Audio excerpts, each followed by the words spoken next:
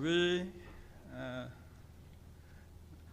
the Security Council signatories of the Shared Commitments on Women, Peace and Security, WPS, Ecuador, France, Guyana, Japan, Malta, Sierra Leone, Slovenia, Switzerland, the United Kingdom, the United States of America, and my own country, the Republic of Korea, have gathered here today to voice our concerns on the dire situation for women and girls in Sudan. The prolonged conflict in Sudan has created one of the world's largest humanitarian crises, with millions facing famine and lacking essential health services. The crisis has catastrophic impacts on lives, dignity, and human rights of women and girls. We reiterate the call for an immediate ceasefire across Sudan and full compliance with the arms embargo in accordance with the relevant Security Council resolutions. All warring parties should ensure the protection of civilians and the full, safe, rapid, and unhindered humanitarian access as called for, including at the International Humanitarian Conference held in Paris last April.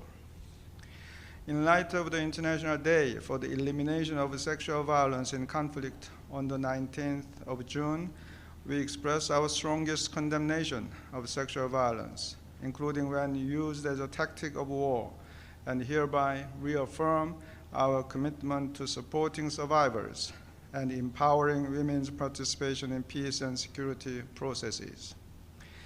First, we demand that all parties immediately cease all acts of sexual and gender-based violence, including rape, as a tactic of war and targeting women and girls based on ethnicity, and fully commit to preventing and addressing such acts.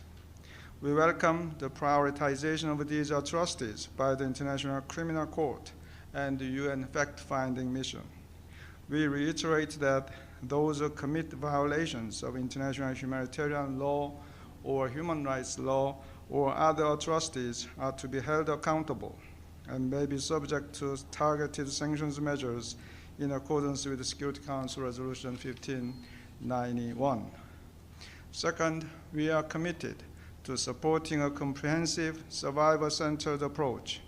We urge international partners to direct funds to local women-led organizations and programs that assist survivors.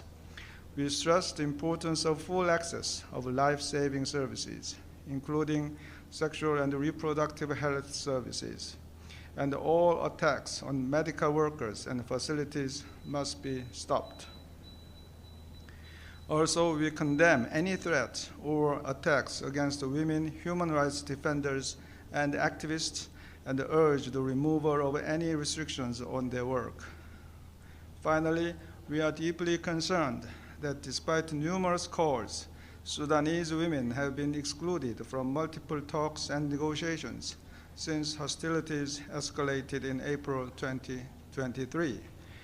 We demand the full, equal, meaningful, and safe participation of Sudanese women and women's organizations in all political processes, including humanitarian and accountability efforts. We encourage the Secretary General's personal envoy and major regional actors, including the African Union, to support the inclusion of women in peace talks and prioritize gender perspectives in their endeavors. Thank you. Ambassadors, the RSF and the SAF have not listened to your demand for a localized ceasefire in al-Fashir. By all accounts, the city could fall quickly, imminently. What are the next steps? How long are you going to wait to act strongly? In the light of this catastrophic situation in Sudan, the Security Council remains seized of this important matter and closely monitor how things develop on the ground and engage in serious discussions and take action, appropriate action if necessary. Thank you. Ambassador, what pressure is the Council putting on the countries selling arms to the warring parties? What pressure are you putting on them?